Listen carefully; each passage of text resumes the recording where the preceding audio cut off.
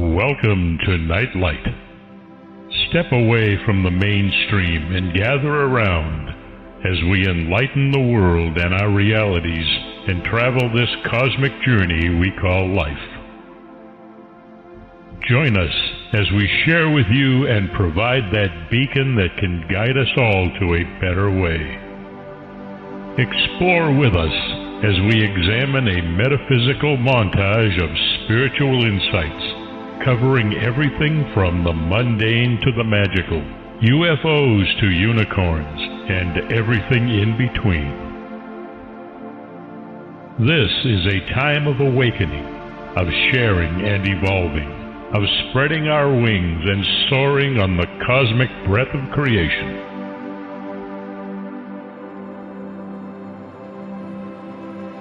Come and join with other light-minded spirits as we weave our lights together to seek understanding, enlightenment, and, with a little luck, some wisdom. This is Night Light, a reminder that you are never alone.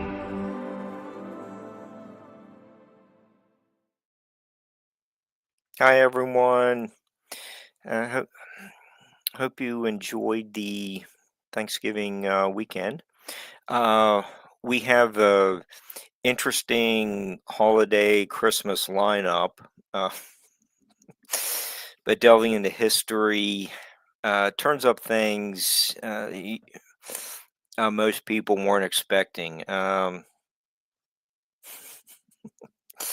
That's why I have loved being a part of Nightlight over the last 7 years.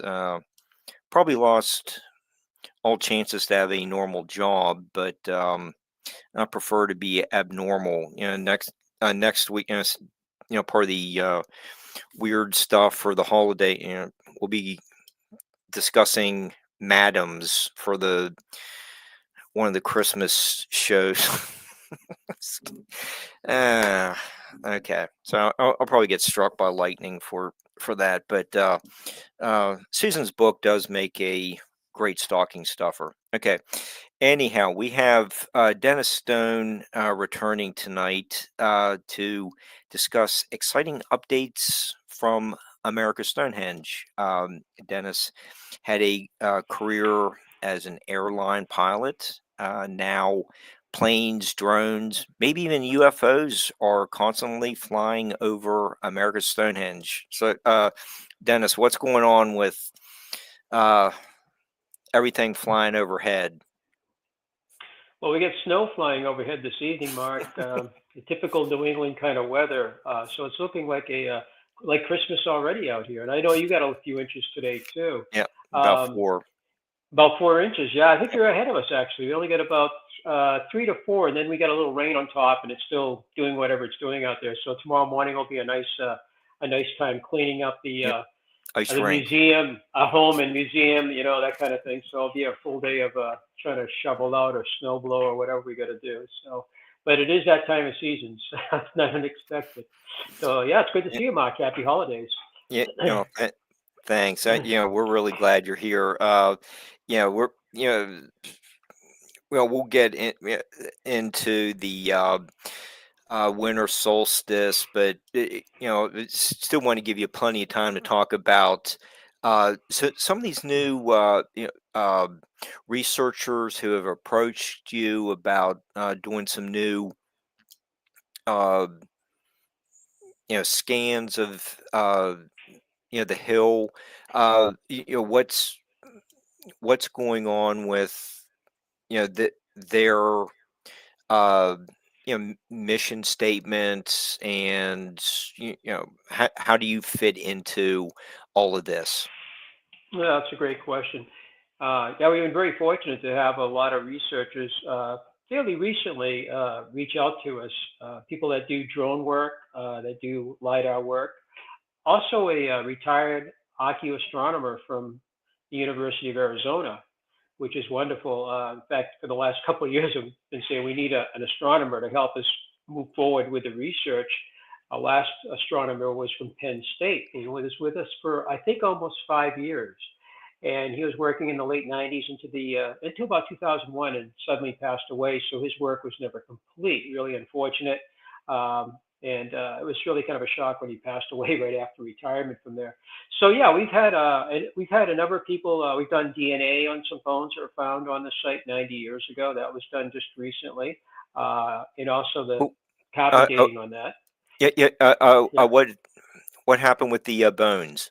Yeah, so they were found by the first researcher back in the late 30s, and they were basically in his possession until we opened our museum up in 1958. And 10 years later, they were looked at the Smithsonian down in Washington, and forensic or physical anthropologist, I guess it is, or forensic, I think. Her name is Dr. Lucine St. Hoyen, and she looked at these three bones that were found in the middle of what we call the main site by the first researcher, William Goodwin. And she thought they were human, and she went into different details about the density, the hardness, I guess the way they looked in the shapes and everything. And she says, although we can't be certain, I think they are human. At the end of her letter, and that was really interesting. It kind of rested there for the next, over 55 years actually.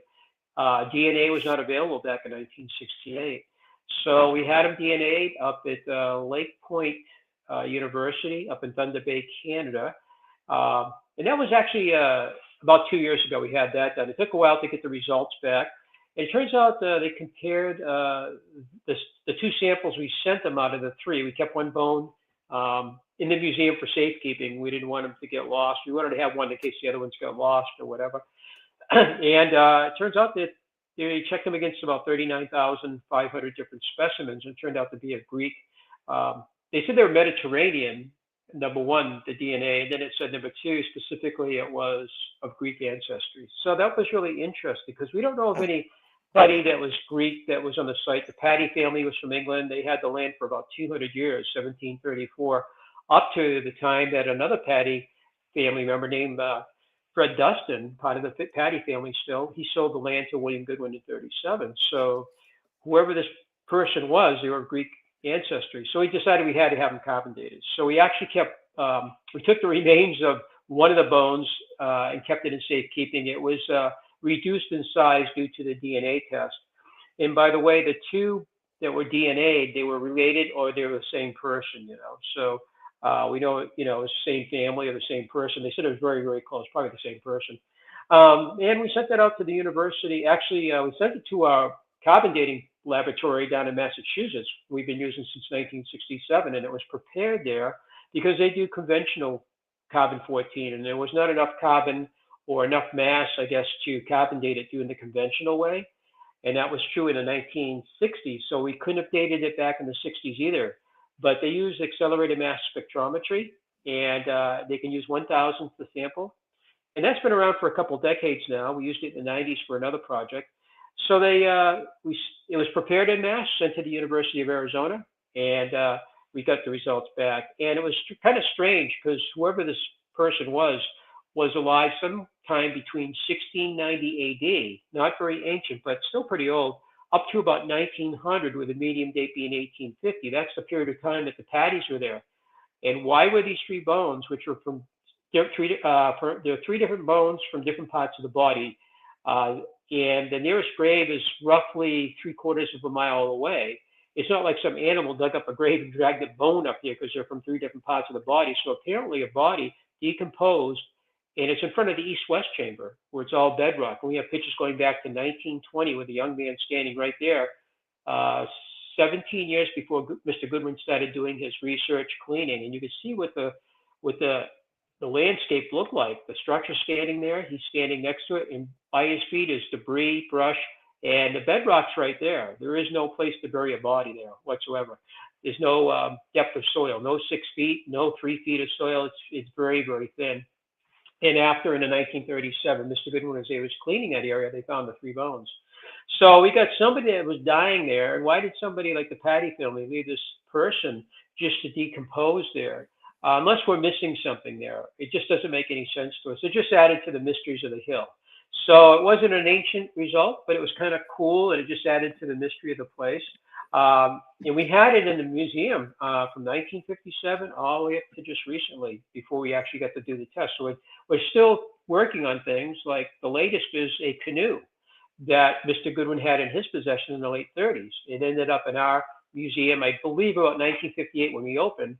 And we were reached out this summer by a gentleman from Franklin Pierce College in New Hampshire. He's a doctor of archaeology, Dr. Goodby, and he had I guess some sort of grant or something to carbon date a number of canoes.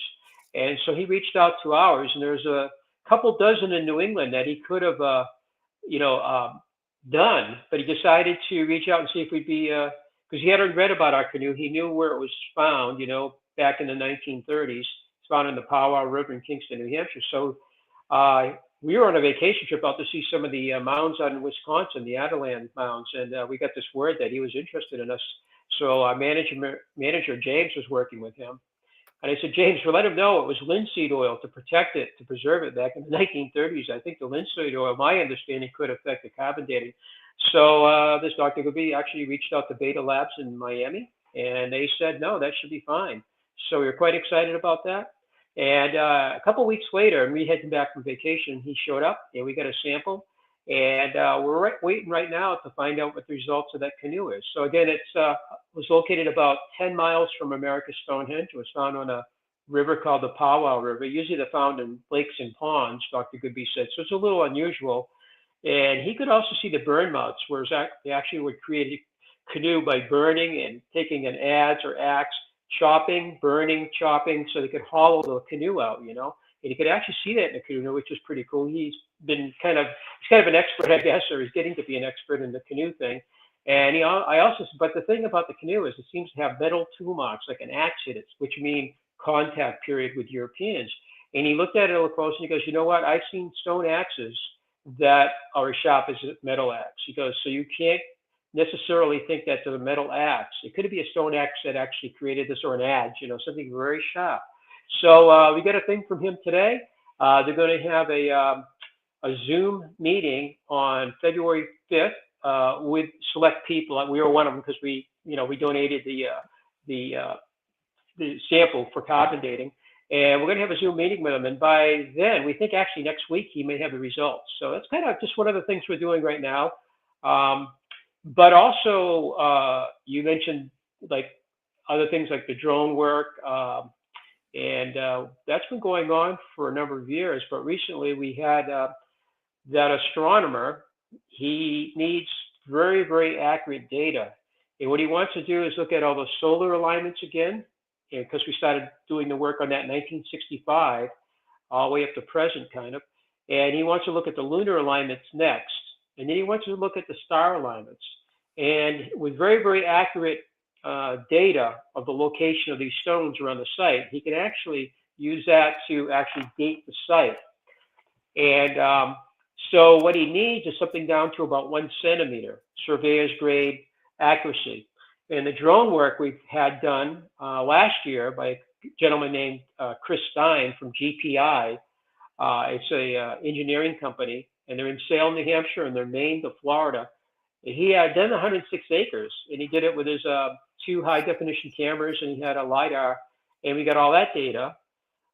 But this year, he sent me a message to ask how we were doing and if we were using the data, and I said, well, we got a gentleman from retired from the University of Arizona. He needs this very, very high, accuracy data, so he can do this his calculations, analysis to try to help date the site more accurately than it was done back in the 1970s.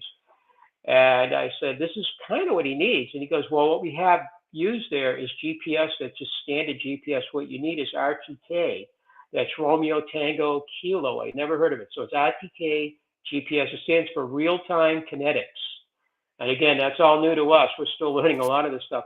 And the accuracy of that can be down to 1 centimeter, and that's exactly what he needs. So fortunately, Chris had a company from out in Colorado send them the latest LiDAR for demonstration purposes. And Chris says, I might be able to pick up and do a demo. I got one place I'm already going to do in Salem. It's kind of a village, it's what they call Tuscan Village.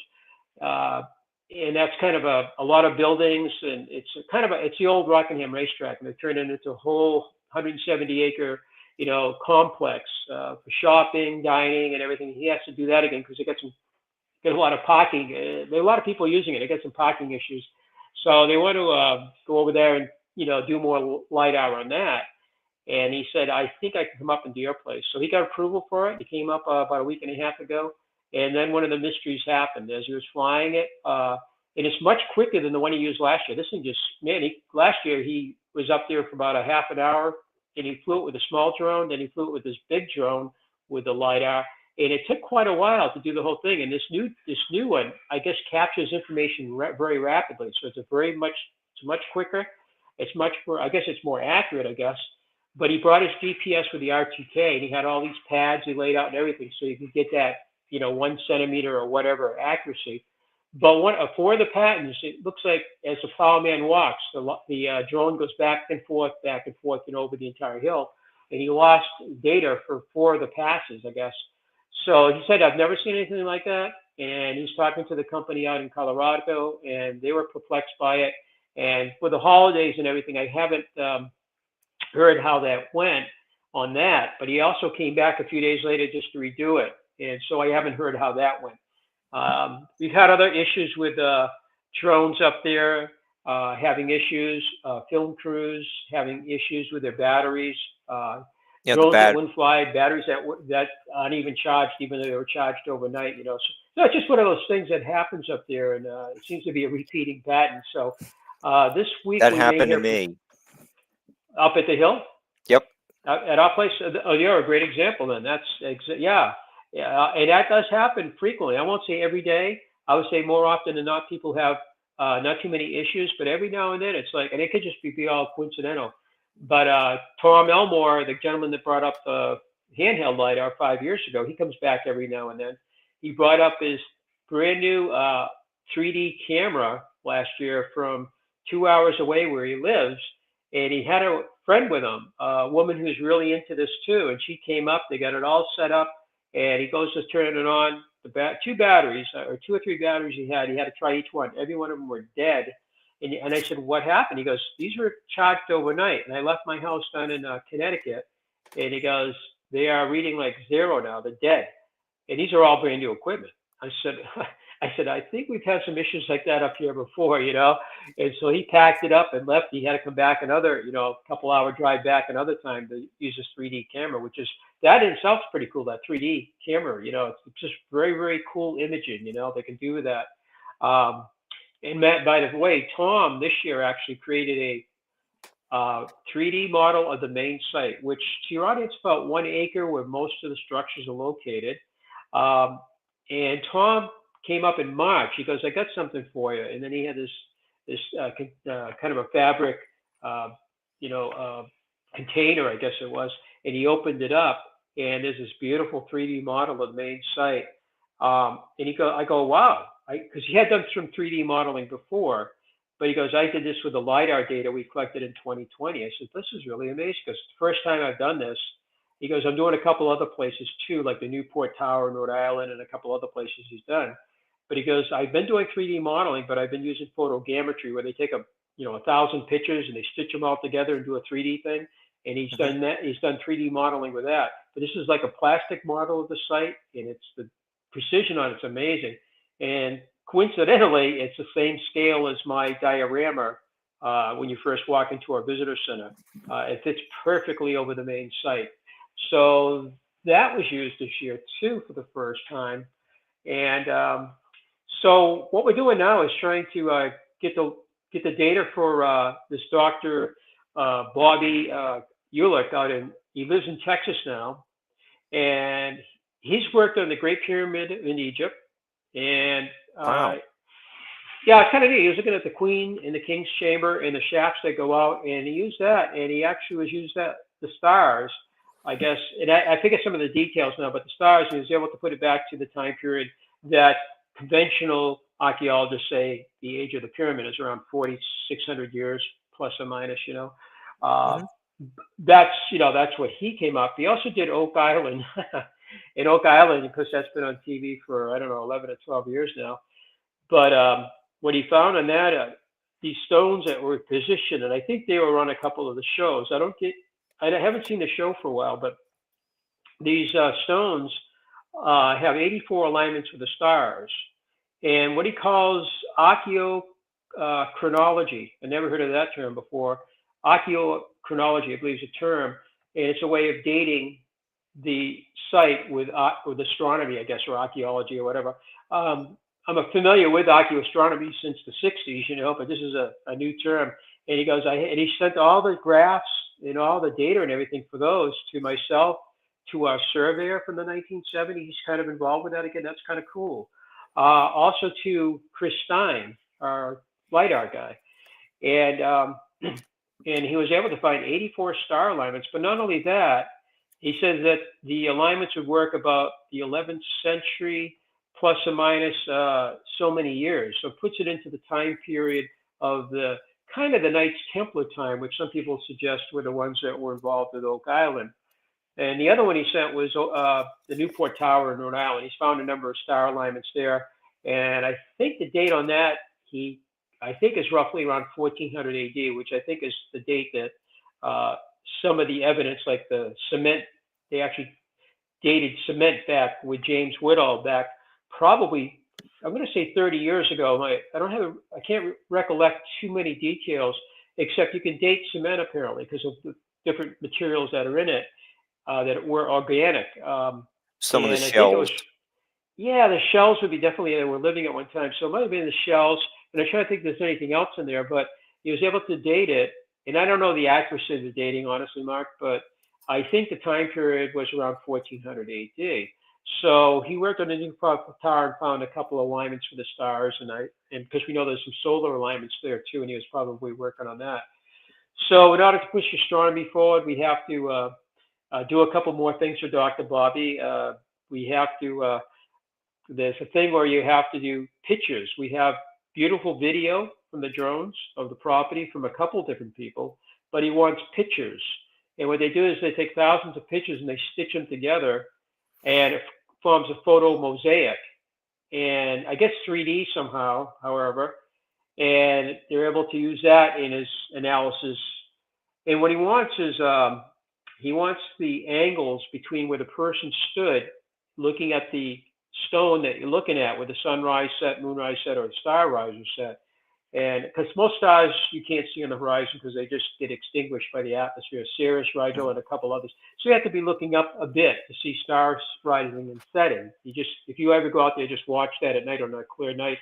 It's when the sun sets, just kind of look around, and then also in the morning, before you can watch stars during the evening, just go as the Earth is turning, and as they get near the make sure it's a nice dark night away from city lights, and you can see the stars. They'll just kind of extinguish themselves before they hit the horizon, unlike the sun or the moon, or Sirius or the planets too. They're pretty bright. They're brighter, So he wants all this photo mosaic, and he also wants 9 hard locations around the hilltop marked with something he says permanent that you can see with the camera from a drone, and they have to be GPSed in and everything like that. So these are some things that we haven't done yet, and we have to kind of get an estimate of how much this is going to cost us to do this, And but Dr. Bobby actually he's got a heck of a resume, and he was actually building LiDARs back in 1986 on. He actually got into LiDAR.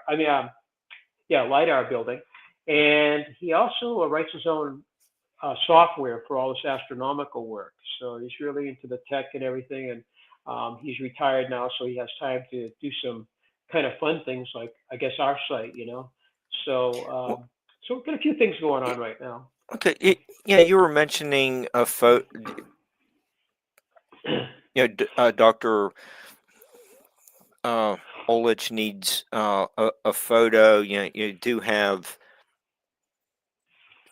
photos in your souvenir guidebook of the what people will see. Here we go. There you go. Yeah. The winter solstice sunset. the little caption you have is, your dad first photographed it at the winter solstice in 1970. D- uh, Okay, that seems pretty accurate, from 55 years ago. Like is the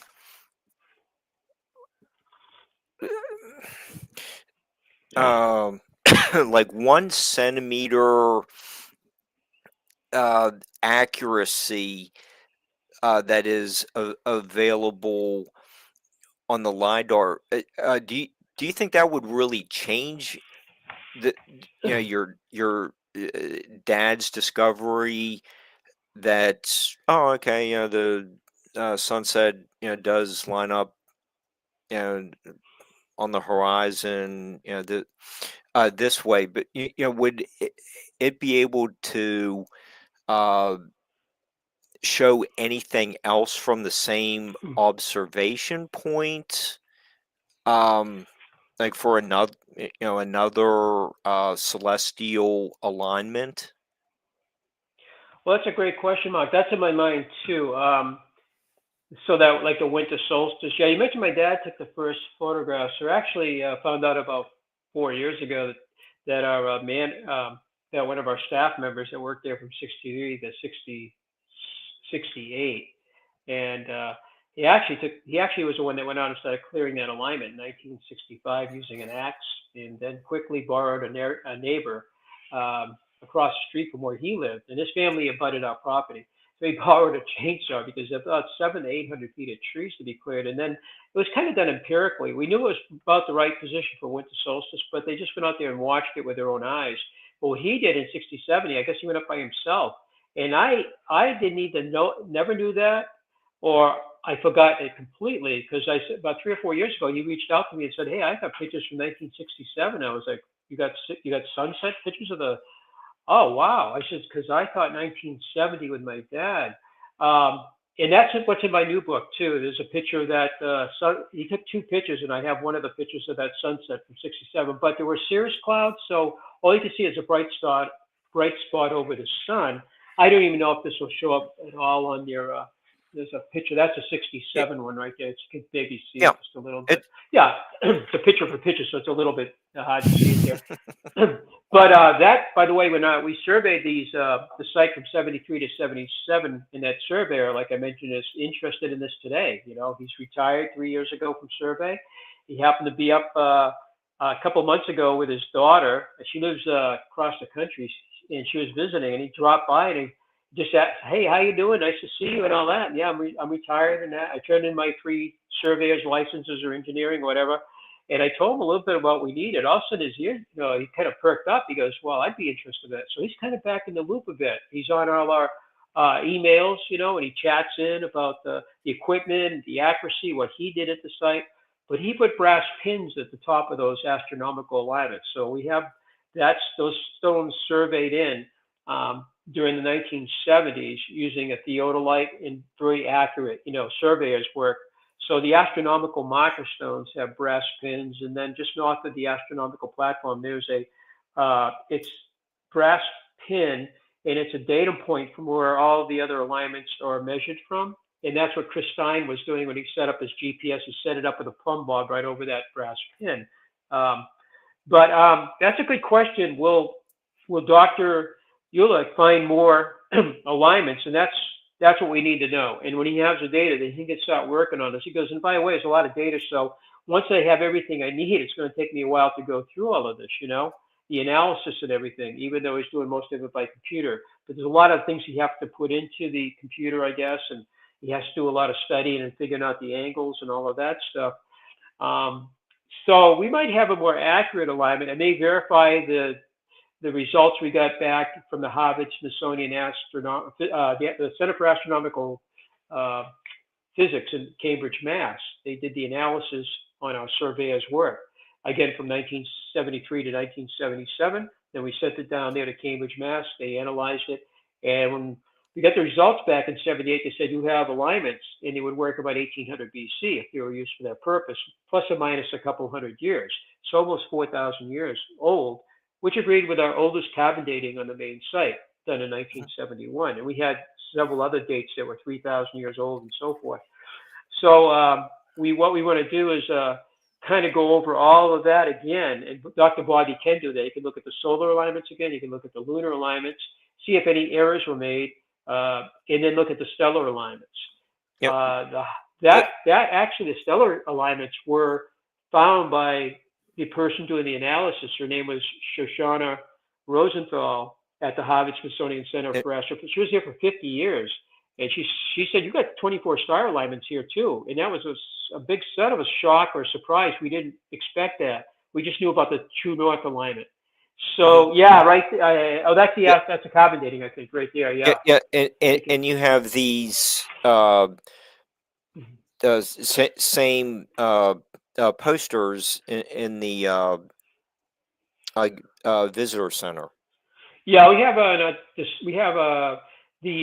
I think there's 16 carbon datings done so far, and when we have a canoe, that will be number 17, I think. And they're in my book. Every one of them are in my new book. I don't know if that was from Joanne's book. Joanne. Yes. Yes. Okay. It's in my new book too. I'll have to get you that. They're all in there, including the latest DNA and the latest carbon dating on the bones. And when we get the canoe, we're going to have to do it. Maybe change the appendix in my new book. But we have another book coming out too. It'll be all about the walls, and I have 8 chapters written on the walls. And some of Dr. Bobby's work will go in that too, because the walls do include the astronomical marker stones. And there are a couple walls, the serpentine walls, but there's also walls, one of them shaped like a bow tie. And recently, in the last year and a half, I'm wondering if that kind of looks a little bit like the belt of Orion. But I'm not really sure about that. That's where maybe Dr. Bobby could take a peek at it and say, well, yeah, it's interesting, but I don't see a relationship to the belt of Orion. But to me, it kind of does, He could look at it, he could give me his input, and we'll kind of go with more of an expert input on that, So these are great pyramids. They're great pyramids, they do, and the ones in Teotihuacan do too, in Mexico. It is with the fallen the 14-foot one. That was actually one of my favorite feature at your place, and that was aligned to Deneb. Is that?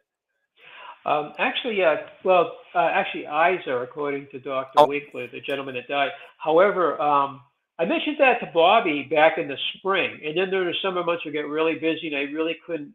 I couldn't give him. I knew he wanted certain things, and we were trying to. One thing is get some a couple of Shoshana Rosenthal. Again, we've got all the computer printouts from her, and her name's on it and everything. But we're missing a page or two from her report, unfortunately. So we were reaching out to the center in Cambridge. They said they don't have it. It's in Washington, D.C. Reach out to the Smithsonian.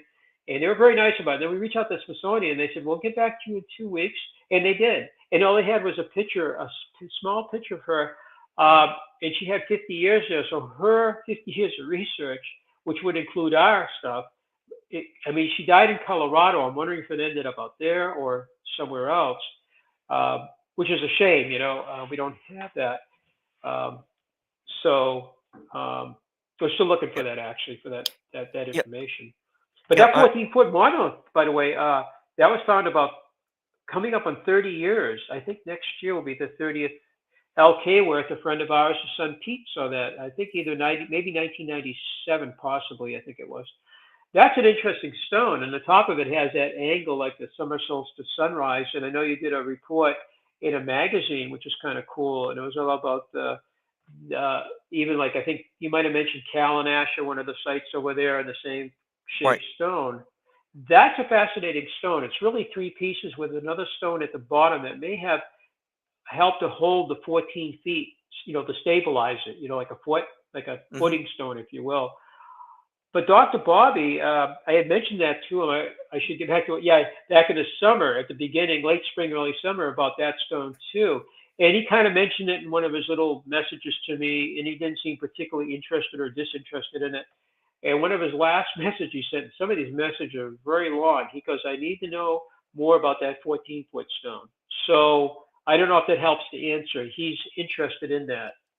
So, so it's possible that yeah, I don't think Izar is necessarily wrong. It's just the modern research could uh, you know validate earlier research, or maybe take it into another direction. But Yeah. uh, I thought that was an interesting feature that is maybe not as well known as say the sacrificial table. But what was But its function? yeah, Was it is it the tallest. another alignment? Yeah, it's about the tallest monolith, and since it's so tall, it really, I guess, could be called a menhir. It's a long stone. It's the only one so far on the site that's of that height. Usually they're 7 or 8 feet tall, and 9 feet tall maybe. When you look at them today, they don't look too. They look 4.5, 5 feet. And a couple that we've checked, they go down to the bedrock down over 2 feet. So what you're looking at is only part of the stone, of course. So it is a very, very long, tall stone. And I think like it could be Iser, or maybe he'll make a correction with Winkler's work and say, no, this star is actually brighter, or this star is actually more accurate with it, and at this time in the past. So Winkler thought that it would align with that star. He called it a circumpolar grazing alignment. There's a pole star, then there's circumpolar stars, and there's a circumpolar grazing stars that just graze the horizon, basically. And in this case, it would just touch that stone during the course of an evening. And he said it would do it for about 100 years, about 4,000. He actually gives a date. I think it was 4,000 years ago, and it was around 100 years. Before and after that time period, it really wouldn't touch the top of that stone. And that's due to the Earth's precession, that 25,900-year precession. And again, the Earth's tilt, I think, played into that somewhat too. The Earth's tilt moves up and down over 41,000 years. But with Bobby's accuracy, with all the modern stuff he's got, and this guy was a tenured professor, and he was doing this for decades. And when you read his reports and everything, it's like this guy really seems to know what he's talking about. And I've been around this stuff most of my life, and there's new, terms coming out, new things he's mentioning. I'm like, okay, I got to look this up. What is this? So some of it's technology, and some of it's just other terms that he uses. But I'm hoping we can meet him. He lives in the center of Texas now, and I'm hoping he can visit the site in kind of a hands-on, just to see the layout of the site, the details of the site, and get a real feel for the place too. Most people coming there say that it's more than they expected, and it's almost 106 acres of structures and everything on top of the hill. So Stonehenge, we've been to that probably 4 or 5 times, and it's really amazing. But it's kind of contained in a certain number of acres. It's there, whereas ours is spread out over the entire hilltop pretty much.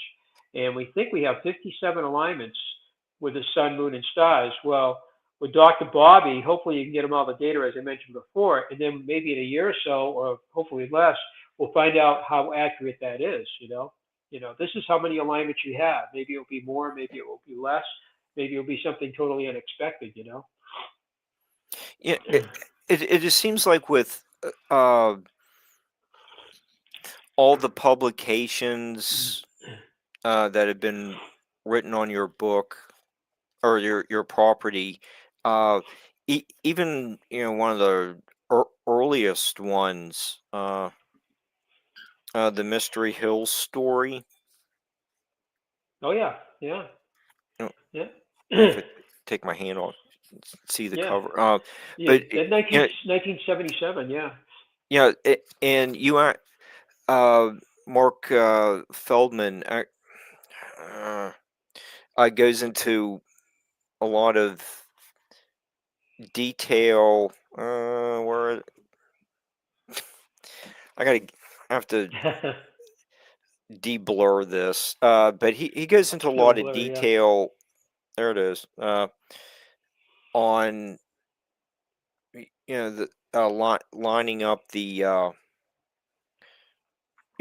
center of the Earth, where all the constellation stars are at one time, and it's actually really interesting with where Polaris is the North Star now, and like 20 or 2000 BC, it was Thuban. So it just seems like the early researchers just kind of gravitated towards this concept of archaeoastronomy, and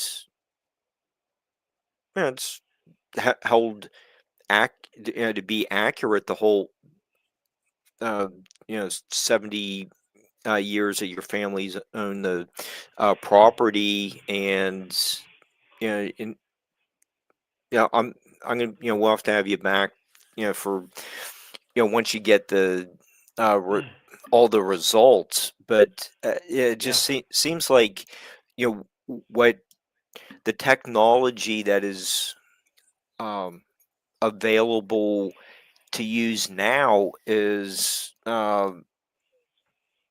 showing how accurate the ancient people were with aligning stones. Maybe a lot of people don't realize they need to take into consideration the procession that is mentioned in the Mystery Hill story, but you've exemplified all the archaeoastronomy throughout the 4 books I have here. Yeah, it's been going on, like I say, since 1965, and that's a year that the Stonehenge Decoded by Gerald Hopkins book came out. He's from England originally, and he was at the Harvard-Smithsonian Center for Astrophysics. And his book came out and was a big hit. CBS that year made a TV show that was called The Mysteries of Stonehenge because of Hopkins' book, and the publicity and the public interest went way up on Stonehenge. Stonehenge was a computer, predict eclipses, that kind of thing. Mm-hmm. Really, and I just read the book. I read it years ago, probably in the 70s. I just read it before I did my book over, just to pick up what I could. And there's Shoshana Rosenthal's name in there. She was helping him in '63, and the book came out in '65. I'm like, there's Shoshana Rosenthal again, But the book became a big hit. And then in 1978, she's doing the analysis on our site, 13 years after the Stonehenge Decoded book came out. But we always wanted to use the most modern equipment. We were doing survey work in the 70s. They were using calculators, Texas A&M calculators, I guess it was, or Texas Instruments, excuse me, not Texas A&M, Texas Instruments. We went, trying to use whatever we could to do as most accurate survey work of the site, And it's funny, I can go back 50 years. I have a pretty good memory. I can go back 50 years, and it seems like yesterday, with all the different researchers doing the work. And I feel like it's almost deja vu today, because Dr. Ulick needs all this data. It's almost like the 1970s again. We needed this data to send to the Harvard-Smithsonian Center for Astrophysics, and here we are. I guess 50. It's been almost 50 years, and here's Dr. Bobby Ulick needing this data to do the same thing they were doing. And I think he'll have more information, because I think the software is better, the computers are far superior, and with the LiDAR, they didn't have LiDAR back then. They didn't have the RTK GPS. They didn't have GPS back then either. I can hear one of my fans there. I guess they like what I'm talking about. Yes. But Spunky's wound up about archaeoastronomy. Yeah, I think so. Yeah, so lucky my dog's not barking right now too. she's up sleeping right now, So, which is a good thing. But she yeah, does get in shows once in a while. But yeah, yeah, it's like deja vu all over again from 1977. It's like, well, this is what we need. We got to send it to him, and then he can do his work on this. I think that'll be a heck of a show. And then my wonder is his connections for all the years he was at the University of Arizona and all the different connections he's had all over the country or whatever. If this is significant information or news, maybe there'll be some sort of announcement by him. I don't know how, to publicize it, to put it out there to the public, but also it'd be kind of fun to have him do bring them on Nightlight. yeah, we could bring him on a show like yours. And then I wonder if he'd have like, yeah, definitely, and maybe your show, maybe a couple others, but, maybe he'll do a presentation at some symposium, archaeoastronomy symposium here overseas. It'd just be kind of neat to actually that might help put the place on the map kind of. And that would be really nice. It would move the research forward. It might get more credibility, more interest, and further the research here, maybe move it forward more quickly, the research. But other sites, there are about 800 places in the Northeast that have stone structures. And some of these are astronomically aligned too. So maybe it will draw some interest in preservation to these other sites, maybe, because sometimes some of these sites have disappeared because some of the mainstream have called them all just a bunch of basically historic stoneworks built by some farmers or crazy farmers like our site and not worth saving, So if you can show these things are astronomically aligned without a doubt, and it's a repeating thing, and do it scientifically, they can't just call it a pile of rocks built by some crazy farmer, 200 years ago. And yeah, you can put a building up there. We need to build, we need to make roads, but if these things are important, maybe they can build around them, and save them, instead of bulldoze Yeah, them over, yeah, yeah. You uh, since you just mentioned, the farmers from a couple hundred years ago. Well, uh, okay, you also have charcoal that dates back to nearly 4,000 years ago. So when some of the first rocks were put there by, moved into place by people, and the charcoal gets wedged toward, in between the cracks of, the two rocks. There really weren't uh, that many. Like a couple shrubberies on the hill. It's not like it is today. So, would the LiDAR be looking at the hill at with like a contemporary view of what the original engineers would have been dealing with? Like nothing interrupting the view, the notch for the summer solstice sunrise, or on the horizon. It is that is the technology taking us back to that time around 2000 BC? Uh, well, there's apps on phones too that you can actually. I was trying to think, Stellarium on my phone, and I could go back Hmm. thousands of years. So these went back to about 2000 BC. Go back, I think 20,000. My new phone doesn't have it. I didn't put the app back on here when I changed phones, so I haven't. That was last year, so I haven't used Stellarium in over a year. But I would go back 2000 BC, and you could see the heavens because of the uh, precession of the equinoxes. It changes signs of the zodiac. The pole star becomes Thuban 4,000 years ago for several centuries, and that's part of the constellation of Draco, which is maybe the serpent, which is important to us too. But also the tilt of the Earth too, because that tilts about 1 minute every century. It's called the obligity cycle, and it's a 41,000-year cycle. So with apps on your phones, you can actually do that. As a matter of fact, the illumination in the watch house was found by Haley Ramsey back in 2019 when she visited. She went inside of it with her Sunseeker app on the phone, and I think I had heard of that app a year or two before that, maybe in 2018. And I didn't know much about it, but I know people were using it for astronomical purposes to go out and see where the winter solstice is and hold the phone up, and you can simulate not only today, but you can go back in time with it, for lunar, solar alignments, and I guess stellar alignments. Oh, I'm not sure about the stellar alignments on the Sunseeker, but at least the solar alignment she was using on. And I'm thinking maybe lunar. But any event, I've been around people when we've used it. I haven't put one on my phone yet. I should. But she got into the back of the chamber. There's a quartzite stone there. And she says, I think the sun's going to come in here roughly around 9 a.m. on the equinox sunrise. And then that was in 2019. In the fall of 2019, we began that forestry project for 2 winters.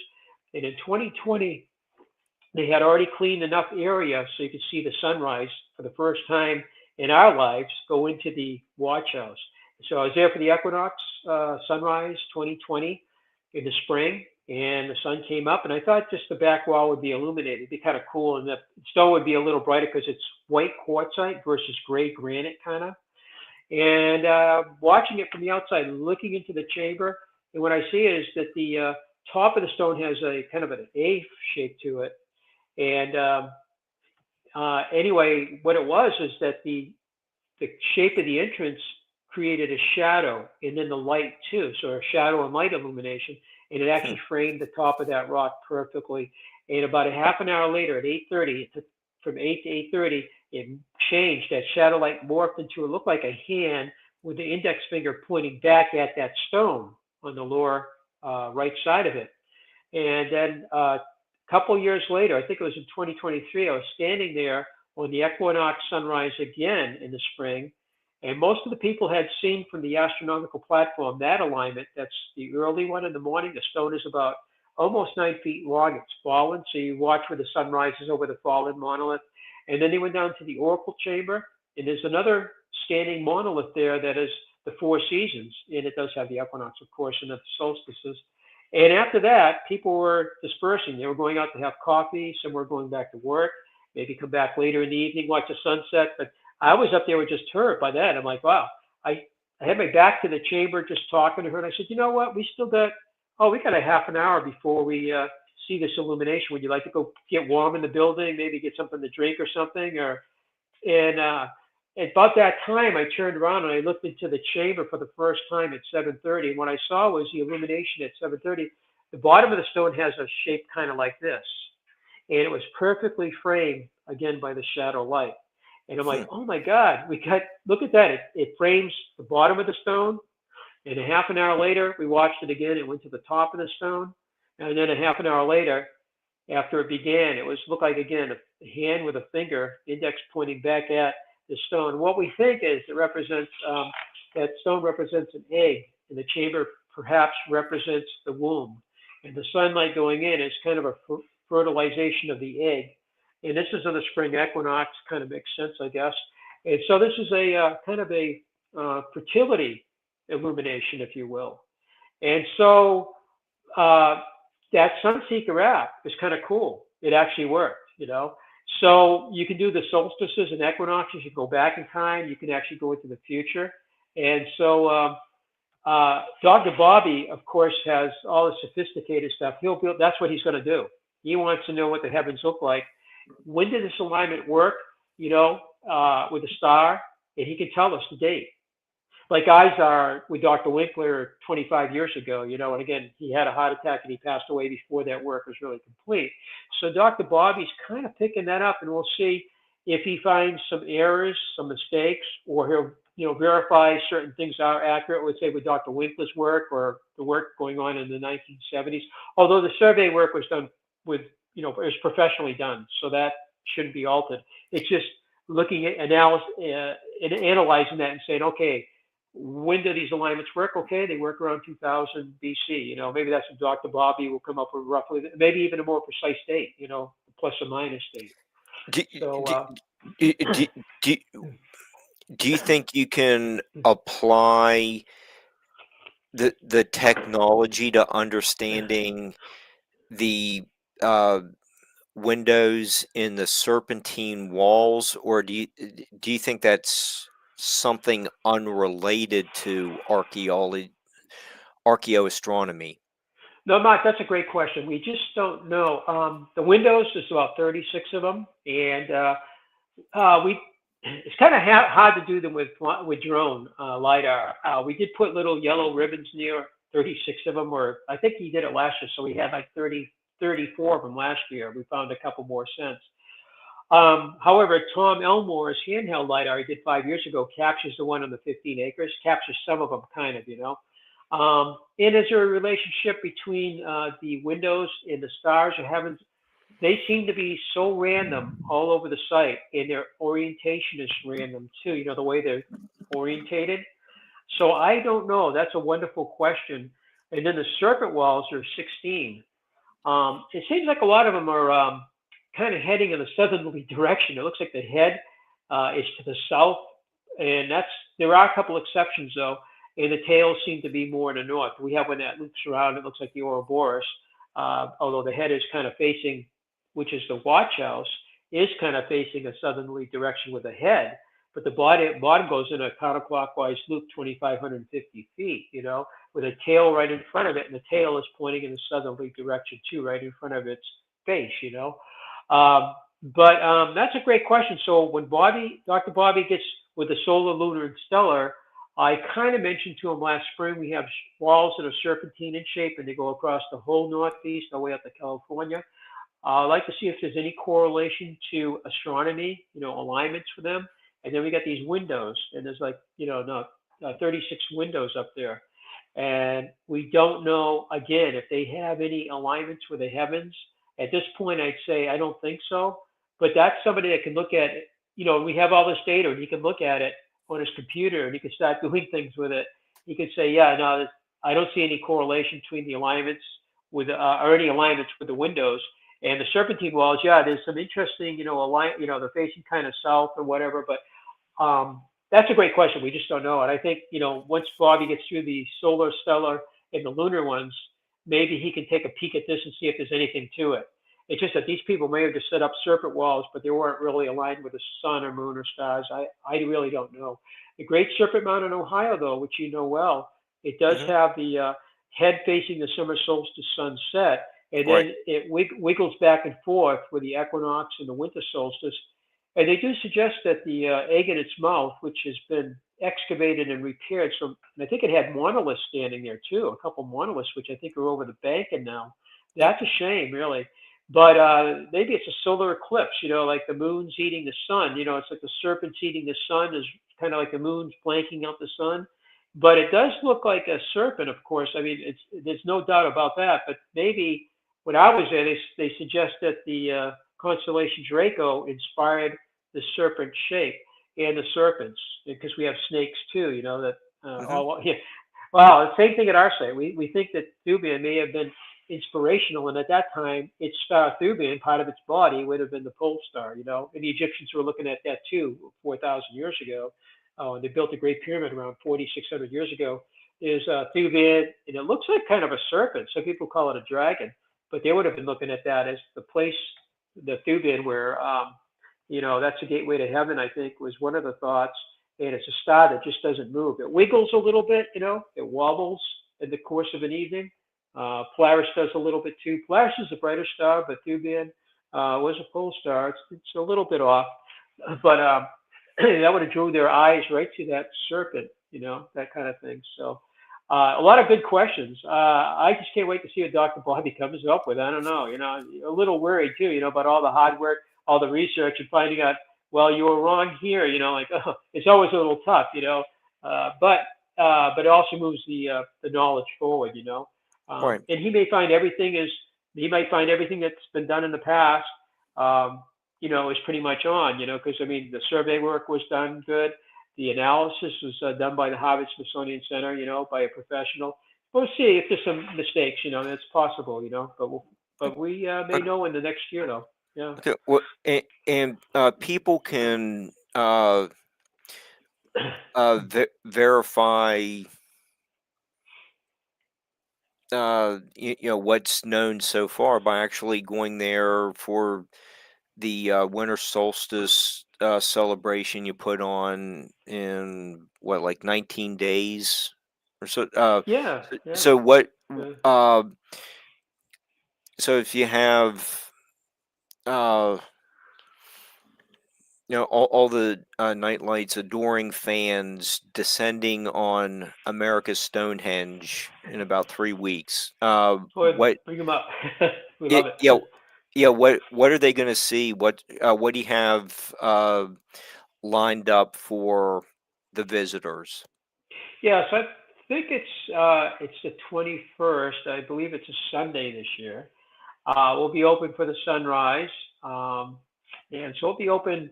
I think it's roughly around 7 o'clock. I was looking at it the other day. It's actually half down to the minute, but it's on our website, and we'll be open about roughly 35 to 40 minutes before that, so people have time to walk up and watch the sunrise, and hopefully the weather's nice and clear.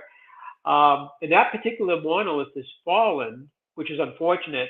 But the stone you stood behind, like a gun sight, the bird stone, which has a V groove on the top, a nice notch, that stone is still standing. It's the back sight, front sight, like a gun sight. And then in the evening, you can look at the monolith, which is the one we first saw 1970 for myself, my dad, a neighbor, when we met our uh, staff member, Warren Martell, in 1970. And he's the one that was there 3 years before that, taking the very first photographs. And by the way, Warren lives in France in the wintertime with his wife. She's from France, and they live up in an island in Maine. He's got a nice retirement. He was a nuclear engineer, and he was just down this week visiting me. I thought he was back in France already, but he's going to come on the. He's going to come down from Maine, and he's going to come in and watch the sunrise and sunset. Hopefully, the weather's good for him. And it'll be the first time since 1970 that he's done that at a site. Oh, And again, he worked at our site from about 63 up to about 68. And he was going through college and everything. And he ended up becoming a nuclear engineer. And he lived all over the world and ended up putting the reactors on the Nimitz, which is still out sailing today. And the UFO followers out there, that's the one with David Fravor, who mhm. actually lives down the road in Windham, New Hampshire, near one of our chambers, not too far from that. I haven't met David yet, but this guy Warren put the reactors on it. That was his first project. And then he did stuff in the States. He was in China. He was in France. He was in Newfoundland. He was in Alaska, I think. And then he was ended his career kind of over in Japan. He was just finishing it up when the Fukushima disaster. And he ended up working on that, one of the 5-member team on that. And he had to move from Osaka to Tokyo to work on that project. So he had kind of cool bookends, and Nimitz and the Fukushima, which was really a mess. And he worked again on trying to resolve whatever issues. And he retired, I think, about 12 years ago. So he's active in this, and he wants to know what Dr. Bobby's going to do, because he's the one that actually cleared out the first alignment.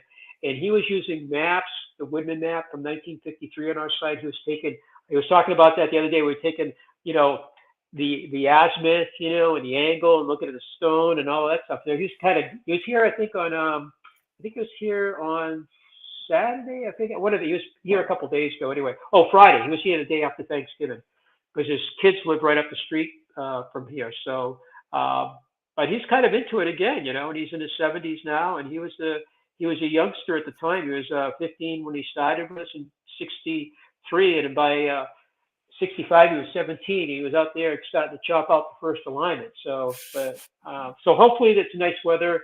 There is a celebration going on in the solstice. I think it's from 1 o'clock to 4 o'clock. Again, it'll be weather dependent. If we have a blizzard, it's just going to throw everything a mess, make a mess out of everything. And that has happened a few times. But if the weather is good, then it's really nice, because the air's so clear compared to the summer. The sun can be so brilliant, the air's so crisp, and it makes for beautiful photographs, So hopefully everything goes well for that. And I hope that Warren gets to see this again after 55 years. Okay. So, you, we have some work to do to get, uh, wrap up the shows. So we need to get to that. So it is, what's the website, and plug anything, where people can get your book and pick up a copy of the souvenir book at the gift shop as well. But let the audience know all. all that related material, and we can call it a evening after you present that information. Oh, thanks, Mike. And again, thank you so much for having me on. Yeah, they can go to our website. It's stonehengeusa.com. When you go to that, there's the video that was shown in our theater. It's about 11 minutes long. They can also download a free mobile app. And that app actually, when you open it up, it takes you on a complete tour of everything that the public can do when they come up here. And if you're here, you can use the app too as you walk. And everything is numbered, and it talks to you. It has pictures and it has text of each of the features. We give you a 4-page map anyway. You know, when you come in, it serves as your ticket. And if your phone should die, which we talked about batteries dying, that doesn't happen It occasionally. happens. It happened to you. But if it happened, the map is great too. In fact, we just updated the tour guide map. We've been using those since we pretty much opened back almost 70 years ago, and we do a lot of different short videos, and it's on I think on TikTok. We have it on Facebook. We do a lot of announcements on Facebook, and if anybody wants to reach out to us, they can go back to our website. There's a phone number there, and they can email us and that kind of thing. And we do have our books are on Kindle too. And this book came out a year and a half ago. The souvenir book you showed, my daughter and I put that together in 2018, and then we worked on this book for 5 years. In between having a granddaughter, so my daughter-in-law was tied up with our granddaughter, which was really a good thing. And COVID and stuff, it kind of delayed it for 5 years. In my new book, I have eight chapters written. We have to do the editing, and that will be out next year. I'll have a lot more about the walls, the standing stones, the quarry sites, all the different wall patterns and how they compare to other wall patterns all over the Northeast, and some of them all the way out to the West Coast. And then we have a section on farmers' walls, the distinguished farmers' walls, the time period that farmers' walls were being built, what their function was, and how they compare to the walls we have on top of our hill in particular. And I think we'll have that out maybe before the summer solstice, hopefully next year, maybe earlier. Sounds Yeah, so our interesting. website's great. Our website, we have drumming circles, we have wedding stuff going on, and we have different events going on, including the celebrations for the solstices and equinoxes. But yeah, the lady doing our celebration, she's been coming up here since about 1992. She's originally from Holland, and she lives over here, and she lived near some of the megalithic sites, I guess, in Holland too. We talked about that a little bit, like the Giant's Bed and all that stuff over there. It's kind of cool. So yeah, you can just check our website, and yeah, we'll be open for the solstice, and we're open every day except for Christmas and Thanksgiving, which is just past us, and we'll be open New Year's Eve, and all of that. So we don't close for that. So, and then we have snowshoeing. And in fact, we got some snow happening right now. If we have 6 inches or more, we open up the snowshoe trails, and they go the entire hilltop. And that's where some of the serpentine walls are, some of the ancient quarry sites are. The cliff area, we found that pottery that dates back around 2,000 years, the Middle Woodland period pottery. It's a really cool glacial. You can walk below it. It's kind of beautiful. And the windows are out there too. Some of the 36 windows. A lot of them are on the outside part of the property. So that's kind of neat when you snowshoe in the wintertime too. So, but we hope to see all your listeners come on up at some point. Cool. All right. Well, Yeah. you know, th- you know, I think maybe we should wrap it up there, and everyone can get back to their little projects. Like I said, we'll be back next week. Probably watch me get struck by lightning live on the air with talking about madams for a Christmas show, but that's the way the schedule worked out. But yeah, we'll have. We have lots of good stuff in the works. So, just keep tuning in.